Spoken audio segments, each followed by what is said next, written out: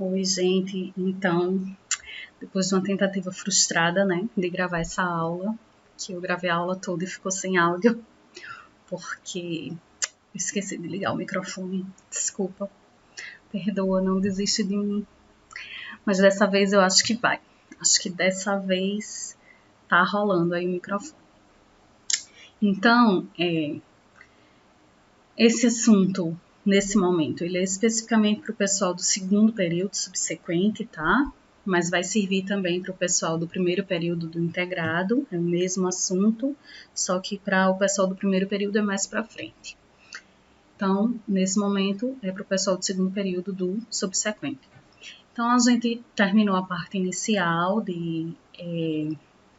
sobre meio ambiente e desenvolvimento. Eu fiquei de passar um textinho complementar para vocês, vou colocar, tá? Vou mandar por e-mail ou no que acadêmico, ainda estou vendo aqui, junto com algumas questões. Lembrando que, né, isso é só um suporte para vocês terem alguma atividade durante esse período que a gente está, né, em casa, por motivos aí de questão de calamidade pública, tá? E quem não puder assistir, esse conteúdo ele vai ser passado novamente assim que a gente retornar às aulas, certo? Então, todo o conteúdo ele vai ser dado. Então, aqui é só para a gente dar uma adiantadinha, tá? Então, o que eu queria conversar com vocês hoje era sobre legislação, tá? Não vou iniciar exatamente em legislação ambiental, a gente vai começar falando sobre legislação de uma maneira geral, que é a lei. Esse material, agradecer a professora Cristiane Torres, do Campus Vitória, minha amiga, beijo, Cris, que aí ela fala um pouco sobre a questão dos conceitos básicos em legislação. Então, vamos lá.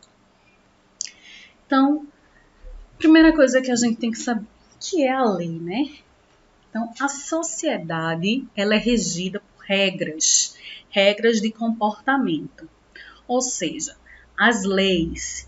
E essas leis, elas são fundamentais para manter a ordem, para o ordenamento social. Imagine a gente viver num lugar sem lei, né? A gente já deve... Um lugar que é muito bagunçado, que tá uma zona, que tá um caos, que não tem, né, nada organizado. A gente costuma dizer, vixe, que terra sem lei, isso é terra de ninguém, lugar sem lei, né? Então, a gente tende a associar a falta de lei à desorganização. Então, a lei, ela existe para organizar, para ordenar as relações sociais, tá? Então, a lei é de extrema importância dentro da sociedade, porque é ela que regula essas relações sociais, é ela que vai dizer o que é que a gente pode e não pode fazer, quais são as regras de comportamento que a gente tem, né, dentro do nosso convívio em sociedade, tá? E aí, entre os bens protegidos pela lei, pela legislação, né? Legislação, ele é o conjunto de várias leis. A gente tem a vida, não apenas a vida humana, né? Mas a vida em todas as suas formas. E entra aí também o meio ambiente como um bem protegido pela lei. Então, essas regras, essas leis, elas existem para garantir a nossa segurança, de novo, para garantir a ordem, tá? E outro conceito básico é direito. Então, direito a gente tem, né? Fulano estuda direito. Fulano estuda direito quer dizer que fulano está estudando aí uma ciência, né? Que ele traz aí um conjunto de normas.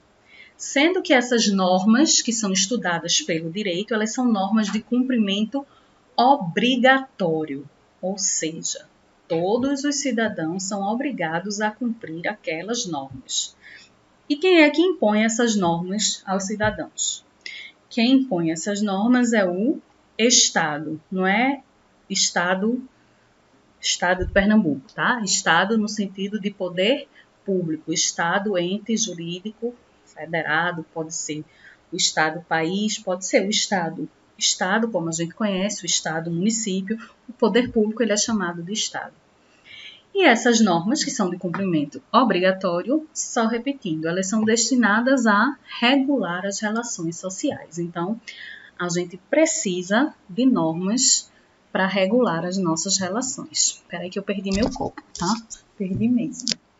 Enfim. Então, esse é o primeiro conceito básico de direito, né? Ou ainda a gente pode dizer, fulano tem direito, né? O que é o direito nesse sentido? É a possibilidade de agir de acordo com a norma. Então, a gente tem direitos e deveres. Um direito é algo que nos cabe, né? Que a gente pode fazer, tá? Ou não. E um dever é algo que a gente tem por obrigação fazer. Então, a gente tem aí direito, né? Como um conjunto de normas, e a gente tem o direito, que é a possibilidade de agir de acordo com a norma. Tá?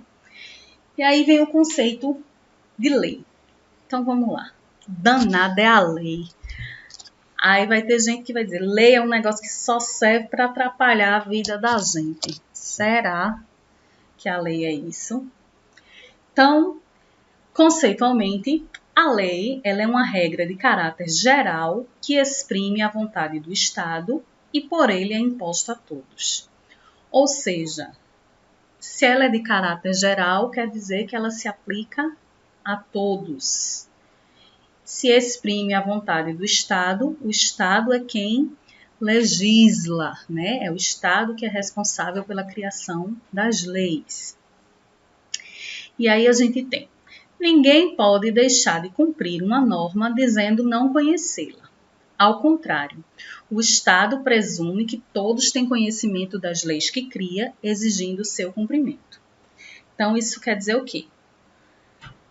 A lei, quando ela é feita, ela é publicada, tornada pública. A partir do momento que essa lei se torna pública, ela é do conhecimento de todos. Então, se ela é do conhecimento de todos, porque ela foi tornada pública, nós temos a obrigação de cumpri-la. Porém, lembra lá do direito, eu posso ou não agir de acordo com determinada norma, né? Eu posso deixar de cumprir a norma por algum motivo que não vem ao caso. Mas o que eu não posso é dizer, eu não fiz, eu não cumpri a norma porque eu não sabia, né? Então, esse motivo, ele não é aceitável no meio jurídico. A gente vai ver que, na parte ambiental especificamente, o desconhecimento ele pode ser atenuante em algumas situações, tá? Mas, de modo nenhum, ele te desobriga do cumprimento da lei. Aí vem uma pessoa, eu não sabia que tinha uma lei que diz que não pode matar a pessoa que é crime. Aí o cara vai lá e mata o vizinho. Ele vai ser isento do crime? De jeito nenhum, né? Ele vai responder pelo crime que ele cometeu, porque ele descumpriu uma norma. Mas, de novo, né? É facultado a ele cumprir ou não a norma. O que ele não pode é alegar que eu matei porque eu não sabia que não podia matar. Sabia. Se você não sabia, procure saber, porque a lei ela é pública, tá?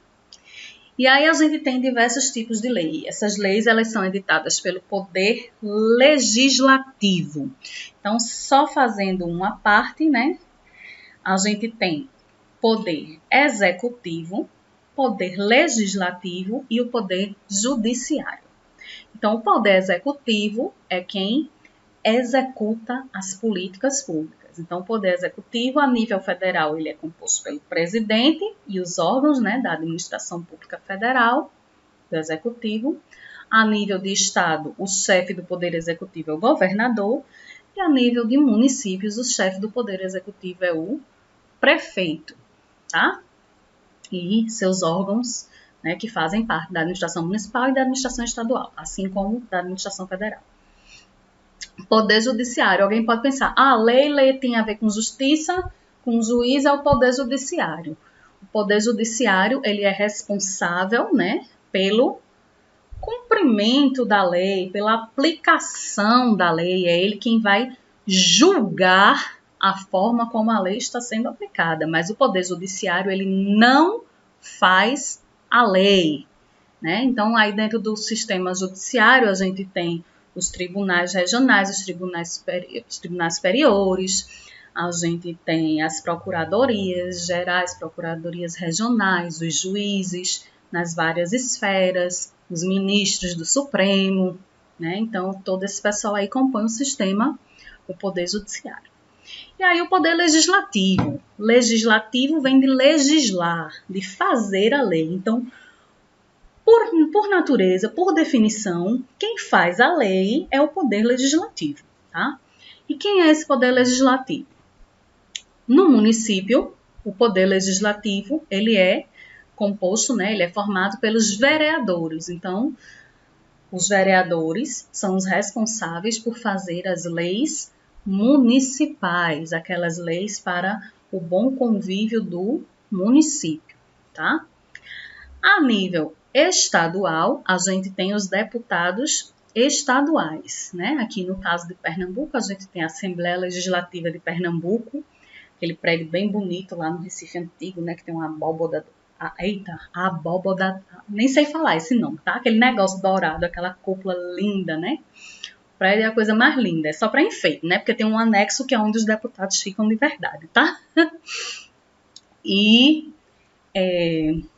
a nível federal, o Poder Legislativo ele é formado por duas casas, né? Que é a Câmara dos Deputados e o Senado. Então, cada estado tem um número X de deputados representando seu estado e senadores, se não me engano, é igual esse número, são 3 senadores por estado. Se não me falhar a memória, tá? Então, temos essas duas casas, Câmara dos Deputados e Senado Federal, que juntas elas formam o Congresso Nacional. Lembrando que a Câmara dos Deputados ela é a casa do povo, certo? Então, num regime democrático, numa democracia, o poder, né, demo é povo, não é demônio não, viu? Demo vem de povo. Então, numa democracia, o poder é do povo para o povo.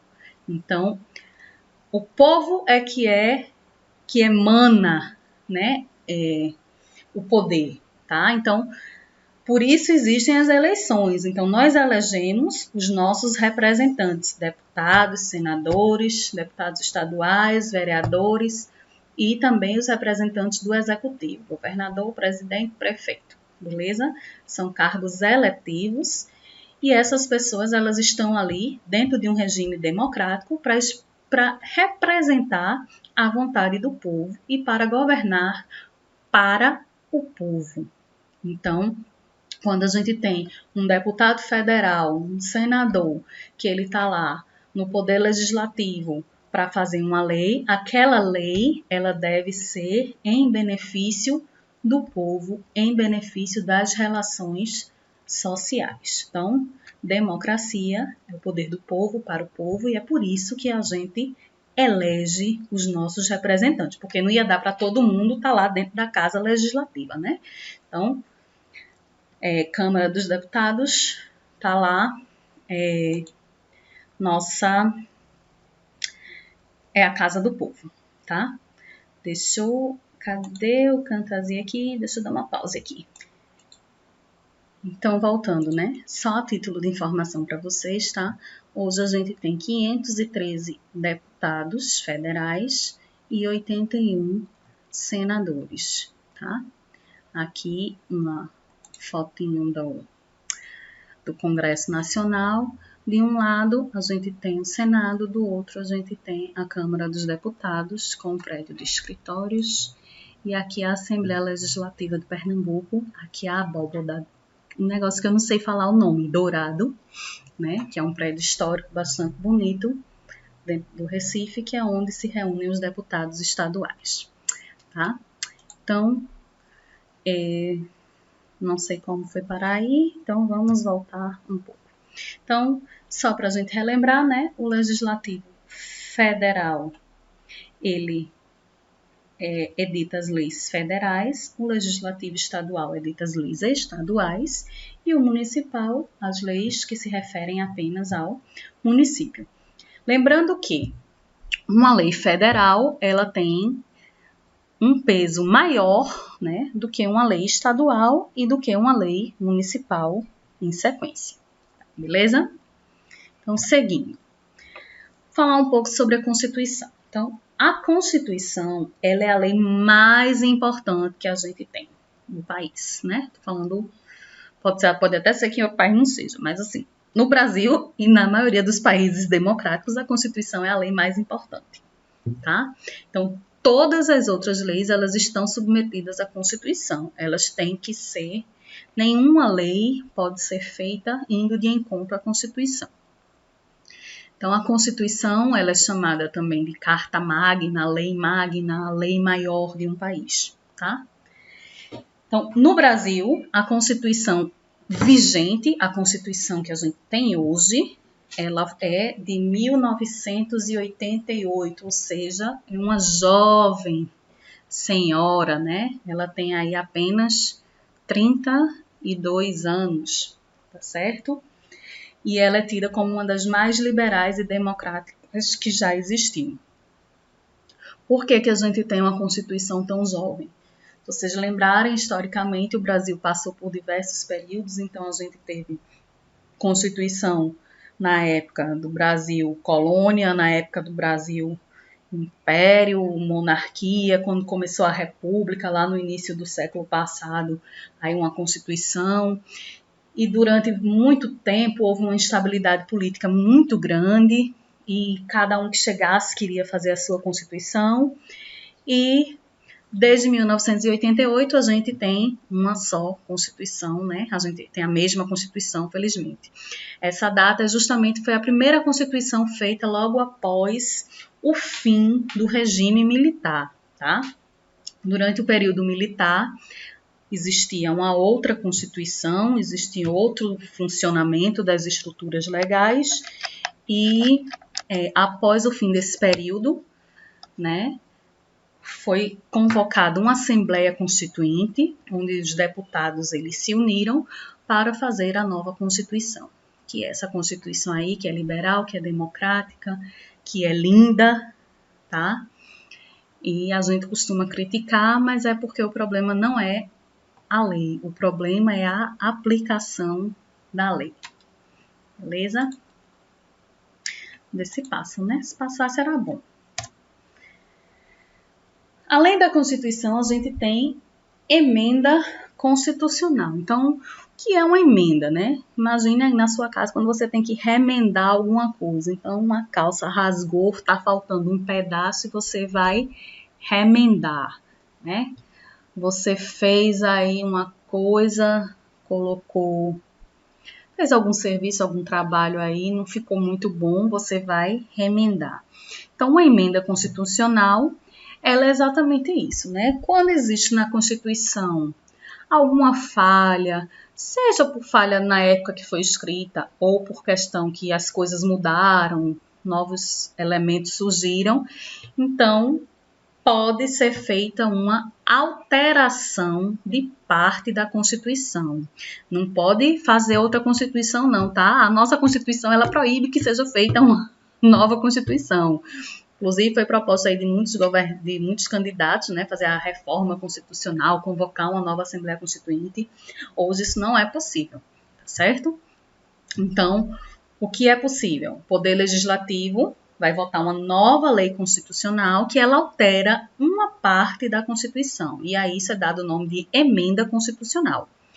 Antes de ser uma emenda constitucional, ela é uma proposta, né? Alguém tem que propor. Olha, eu acho que a gente pode fazer isso, mudar tal coisa. Então, a proposta de emenda constitucional, ela vai ser posta, né, para o plenário da Câmara dos Deputados e ela precisa ser votada por uma maioria absoluta, tá? Não é muito fácil de se aprovar uma emenda constitucional, não é simplesmente chegar e alterar a Constituição.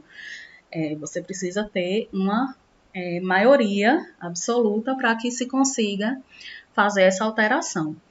Então, a gente tem alguns exemplos de emendas constitucionais que a gente acompanhou há pouco tempo. A gente tem, na época que era PEC, né? PEC do fim do mundo. Quem já ouviu falar? A PEC do fim do mundo, ela era uma proposta de emenda constitucional que instituía o teto para os gastos públicos pelos próximos 20 anos. Esta proposta foi aprovada, virou uma emenda constitucional e hoje, em tempos de coronavírus, de situação de calamidade pública, estamos aí padecendo com esse limite de gastos, porque o governo ele tem limitações, não pode gastar o dinheiro que quiser, tá certo? Por conta dessa emenda constitucional. Então, uma coisa que pareceu, né, em um momento para o governo, pareceu que ia ser útil, hoje a gente está aí tentando ver como é que faz para desemendar, digamos assim. Certo? Então, emenda, ela altera uma parte da Constituição, são poucas emendas, eu acho que tem menos de 100 emendas constitucionais, 100 e alguma coisa, desde 1988, tá certo? Então, não são tantas. E aí vem a lei complementar. A lei complementar, o próprio nome já está dizendo, ela complementa a Constituição. Então, tem uma matéria dentro da Constituição que ela é extremamente importante, que ela tem um caráter de lei constitucional e ela precisa ter uma regulamentação específica, tá certo? Então, elas vão ter mais valor do que algumas leis, né, do que a lei ordinária, por exemplo, porém, não tem mais valor do que a própria Constituição. Quais vão ser essas leis complementares? A própria Constituição vai dizer que matérias é que são regulamentadas por leis complementares, tá? Então, gente, só para a gente ver aqui, tá? Então, a gente tem 171 leis complementares, tá certo? Ou seja, aquelas que têm matéria delegada pela própria Constituição. Dessas 170 e poucas, a gente tem a Lei Complementar número 140, que fala aí da cooperação entre União, Estados e Distrito Federal, nas ações administrativas decorrentes do exercício da competência comum relativa à proteção das paisagens naturais notáveis, proteção do meio ambiente, combate à poluição em qualquer uma de suas formas e preservação de florestas, fauna e flora. Tá? Essa lei complementar, ela altera a lei número 6.938, que é a Política Nacional do Meio Ambiente, que é de 1981, ou seja, ela é anterior à Constituição.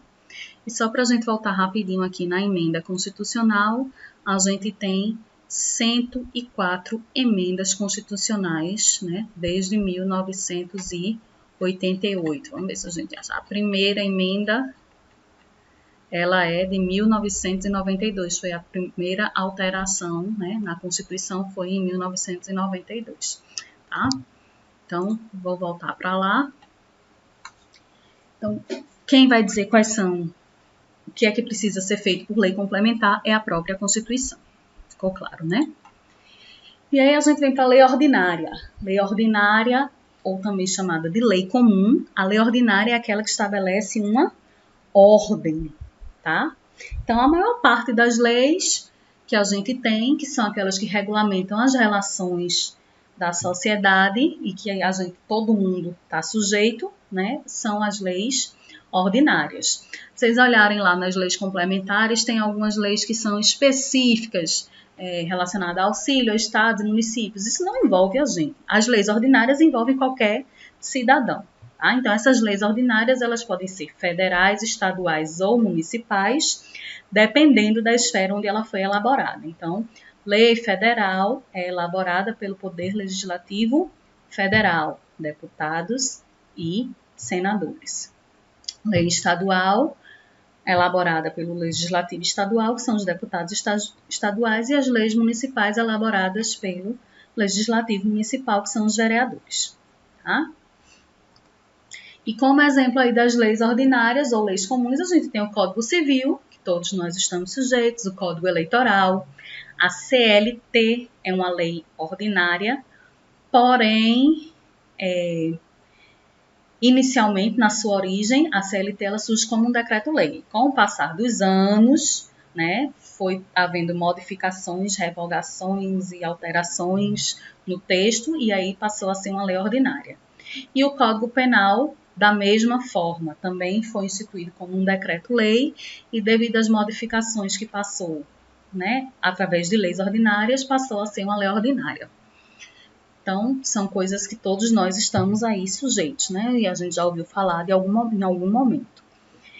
E aí surge esse termo novo, decreto-lei. O que danado é um decreto-lei, né? Quando é que surge esse decreto-lei? Então, o decreto-lei, ele, diferentemente das leis ordinárias complementares das demais, ele não vem do poder legislativo, e sim do poder executivo. Então, o decreto-lei é um decreto com força de lei ordinária que emana do poder executivo, ou seja, do presidente, do governador ou do prefeito. Quando é que isso acontece, que o presidente ele pode estabelecer, né, emitir um decreto, ou o governador ou o prefeito, seja lá qual for, tá? Para poder ele emitir esse decreto, ele precisa de autorização do Congresso, da Câmara dos Deputados, da Assembleia Legislativa, da Câmara de Vereadores, tá? Ou em outra situação, que é uma situação extrema, é quando há suspensão do poder legislativo. E quando é que há suspensão do poder legislativo? Essa suspensão ela se dá na ocorrência de um golpe de Estado, que é quando o poder executivo ele dissolve o poder legislativo, ele acaba, ele extingue o Congresso Nacional, tá? Então, a gente no Brasil já passou por essa situação algumas vezes, mais do que gostaríamos, né? E a exemplo aí de decreto-lei, a gente tem a CLT e o Código Penal, que foram decretos instituídos por Getúlio Vargas no período chamado de ditadura do Estado Novo, tá? Então, só lembrando lá da aula de História, lembra lá que Vargas deu um golpe de Estado, fez uma nova Constituição, né? E extinguiu o Congresso Nacional, dissolveu o Congresso Nacional e nós passamos um período aí de ditadura conhecido como Estado Novo, que foi de 1937 a 1945. Esse período do Estado Novo, quem já assistiu Olga, né? Quem não assistiu, assista. Foi uma época que houve uma proximidade muito grande do governo brasileiro com os ideais nazistas, fascistas, né? Tá? Então, a gente teve novamente dissolução do Congresso, né, em 1960 e alguma coisa, não foi logo em 64. No golpe militar, pouco depois o Congresso foi dissolvido e a gente não podia mais eleger nossos representantes, né, nenhum. Vocês lembram? Também estudaram história, né? Os senadores biônicos, os prefeitos, governadores, o presidente, eles eram todos indicados, tá? A gente não votava, né? A gente só passou a ter o direito de voto novamente em 1988, né? Que foi a primeira eleição que a gente pôde votar. Quem lembra aí de Ulisses Guimarães, né? Fazendo campanha pelas diretas já e logo em seguida sendo candidato. Nas eleições de 88 foram candidatos Ulisses Guimarães, Lula, Mário Covas, Maluf, Paulo Maluf, né? Acho que morreu já. Mário Covas acho que morreu também. Não, Paulo Maluf parece que tá vivo, né, gente? Nem sei. E Fernando Collor, que na época foi eleito presidente, né? Fernando Collor foi eleito e logo depois sofreu o processo de impeachment, assumindo aí, na época, aquele do Itamar Franco, tá? Então, a gente só votou em 1989.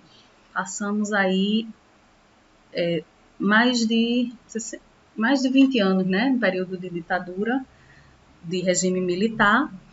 E antes a gente já tinha passado por esse período da ditadura do Estado Novo também. que apesar de várias conquistas, principalmente no campo trabalhista, no campo da estatização, né, foi quando surgiu a Petrobras, a Companhia Siderúrgica Nacional, mas houve essa aproximação com essas ideologias higienistas, como, por exemplo, o nazismo. Tá? E outro tipo de legislação é medida provisória. Como o próprio nome já está dizendo, provisória, ela tem um prazo, né, para deixar de existir. Então, as medidas provisórias, elas também podem ser elaboradas, né, pelo Poder Executivo, em algumas situações. Que situações são essas? Situações relevantes e urgentes. O presidente da República, ele pode baixar uma medida provisória que tem força de lei, né, e que deve ser obedecida, deve ser seguida por todos. Porém, esta medida ela tem um prazo de 60 dias para ser votada pelo Congresso e deixar de ser provisória e passar a se tornar uma lei. Passados esses 60 dias, ela pode ser prorrogada por mais 60 dias, isso é um processo que acontece automaticamente. Findo este prazo, ela deixa de ter validade, tá certo? Então, ela tem um tempo. A não ser que ela seja votada, seja submetida ao Congresso e, sendo aprovada, ela se torna uma lei. No caso, que hipóteses relevantes e urgentes são essas? Né? Elas estão estabelecidas na Constituição. A gente agora está acompanhando aí uma situação relevante e urgente, que é uma situação de calamidade pública, tá? Onde o presidente da República ele precisou se valer desse instrumento de medida provisória. Então, vamos voltar lá no nosso amigo Google, né? Medida provisória, tá aqui. Então, a gente tem aí medida provisória número 927, de 22 de março de 2020. Dispõe sobre as medidas trabalhistas para enfrentamento do estado de calamidade pública, que foi reconhecido pelo Decreto Legislativo número 6, de 20 de março de 2020, e da emergência de saúde pública de importância internacional decorrente do coronavírus e da outras providências. Então, esta medida ela é provisória, tá? O presidente não precisou passar, né, pelo Congresso para colocar. Para ela virar uma lei, ela vai precisar passar pelo Congresso, tá certo? Se não, fim do prazo de 60 mais 60 dias, ela deixa de existir, tá? Então, vou aproveitar que essa legislação está aqui aberta só para a gente entender um pouquinho a estrutura da lei. Então, a gente aqui tem o nome, né? Se for medida provisória, se for lei ordinária, se for emenda constitucional, vai aparecer aqui o número dessa lei e a data, tá? Esse textinho aqui, né, dispõe sobre medidas trabalhistas, é o que a gente chama de ementa. E aí a gente tem a lei dividida em capítulos, tá? Em artigos 1º ao 10º, a partir do 11º é artigo 11, 12, 13, tá certo? Dentro desses artigos eu posso ter parágrafos, no caso aqui eu tenho um parágrafo único, mas eu posso ter parágrafo 1º, parágrafo 2º, parágrafo 3º, etc, tá? Dentro do parágrafo, eu posso ter ainda o que a gente chama de incisos. Os incisos, eles são representados aqui, ó, na forma de numerais de algarismos romanos, tá? E dentro do inciso, eu posso ainda ter outra especificação, né, outro detalhamento desse inciso, que é o que a gente chama de alíneas. Deixa eu passar aqui para baixo para a gente achar uma alínea. Pronto. Artigo 32, inciso 1, alínea A, alínea B. Então, a alínea A e a alínea B, elas detalham alguma coisa em relação ao inciso 1, tá? Então, é assim que está estruturada, né, a legislação. E aí a gente vai lá para o final. Lá no final tem o que a gente chama aqui, ó. Esta medida provisória entra em vigor na data de sua publicação. Então, entra em vigor quer dizer que isso aí é a partir de quando essa lei vale. Então, esta lei vale a partir da data de sua publicação. Tem aqui a data e quem foi que sancionou a lei, no caso, o presidente, né, no momento da lei. Em 2020, a gente tem aqui o cidadão. Outro exemplo, vou pegar aqui, Lei 9.433, de 1997. Essa lei, ela fala sobre a Política Nacional de Recursos Hídricos, tá? Então, ementa dela, tá aqui, né? Fala sobre a Política Nacional de Recursos Hídricos, a lei, o número, a data, novamente, capítulos, né? Onde fala de fundamentos, objetivos, a gente vai falar mais para frente sobre isso. E vou voltar lá no final de novo. Essa lei entra em vigor na data de sua publicação. Beleza, então a gente já sabe a partir de quando ela começa a valer. E essa aqui, ó, ela traz, revogam-se as disposições em contrário. O que quer dizer? Que o que for contrário a esta lei aqui, né, o que veio antes, foi revogado, deixa de valer, perdeu a validade, tá certo?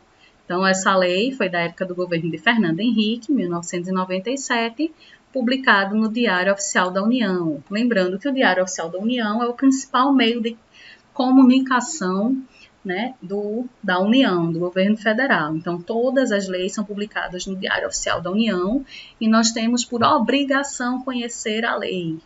Ah, professora, mas eu não leio o Diário Oficial da União. Problema eu devia ler, tem que todo dia abrir o Diário Oficial da União e ir lá ler, tá certo? Mas, brincadeiras à parte, só lembrando que o fato de você não conhecer não significa que você não deve cumprir a legislação, tá? Não volta para lá. Então, falei já sobre medida provisória, né?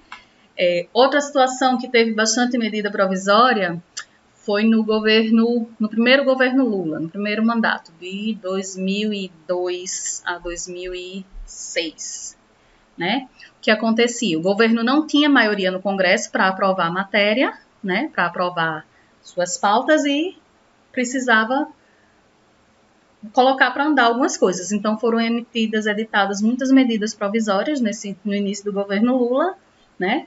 Mas lembrando mais uma vez que essas medidas elas só têm validade de 120 dias, tá? Então, algumas curiosidades sobre medida provisória. Ela gera trancamento de pauta. Se não for votada, ela é renovada. Passados os 120 dias, ela perde a validade se não for votada. Se ela for reprovada pelo Congresso, tem que ter um decreto legislativo, se é legislativo é feito pelo Congresso, que regula a ineficácia da medida provisória, né? Se não for feito isso, ela vale lá dentro dos seus 120 dias de vigência, tá? Portarias e regulamentos também são leis, também são normas. Então, são atos de caráter administrativo que são editados pelo Poder Executivo e, eventualmente, pelos demais poderes.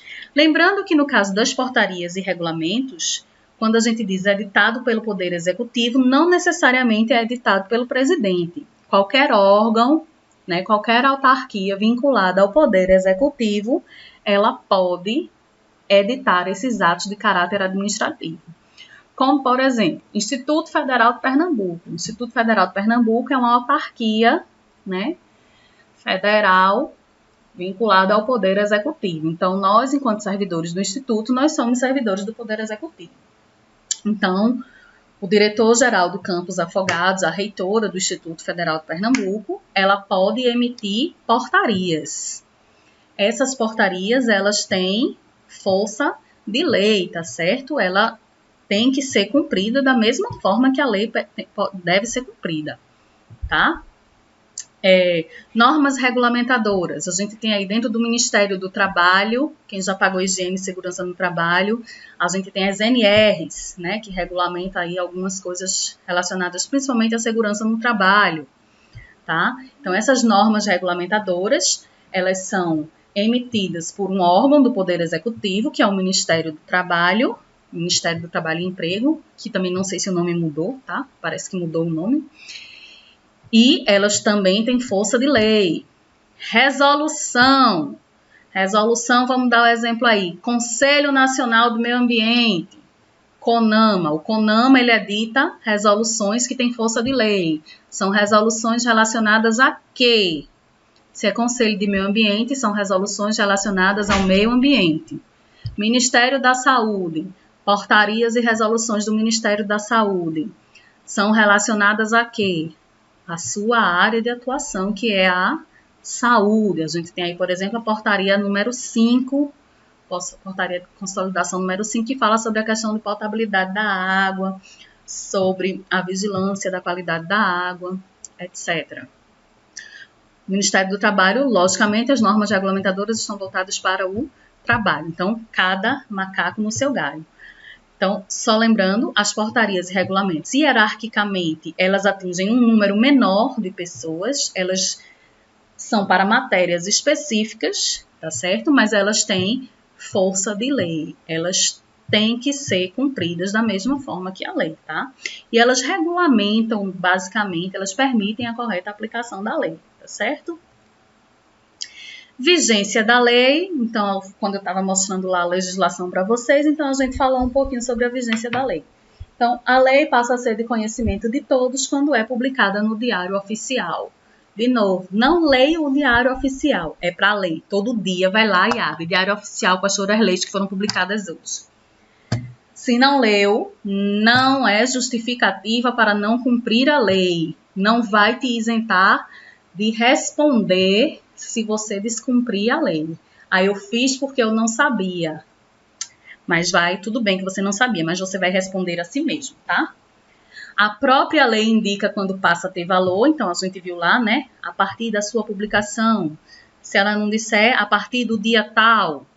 Ou ainda, se ela não falar nada, após 45 dias, tá? Que é o que a gente chama de vacatio legis. Não sei falar latim não, viu, minha gente? Mas aí vocês entenderam, né? Que é o período de vacância da lei, que é para ajustes, para que as pessoas possam se adequar ao que aquela lei ela está determinando, tá certo? E aí, a hierarquia, né? Que aí a gente já viu. Mais importante de todas é a Constituição, seguido da emenda constitucional, que é a alteração de uma parte da Constituição. Lei complementar complementa uma matéria constitucional, tá? E está dizendo qual é essa matéria que precisa ser complementada, tá dizendo lá na Constituição. As leis ordinárias, né, que são as leis que regem a maioria das nossas relações. Decreto, né, a gente tem o decreto-lei, que esse decreto-lei ele é em situações extremas, tá? E temos aí resoluções, instruções normativas, atos administrativos, portarias, resoluções, etc. Certo? E aí a gente chega na parte da Constituição Federal, na parte específica de meio ambiente, que não vamos falar nesse momento, porque já estamos com 43 minutos. Eu falei mais do que na outra que ficou sem áudio, né? Porém, deu tudo certo, eu acho. Então,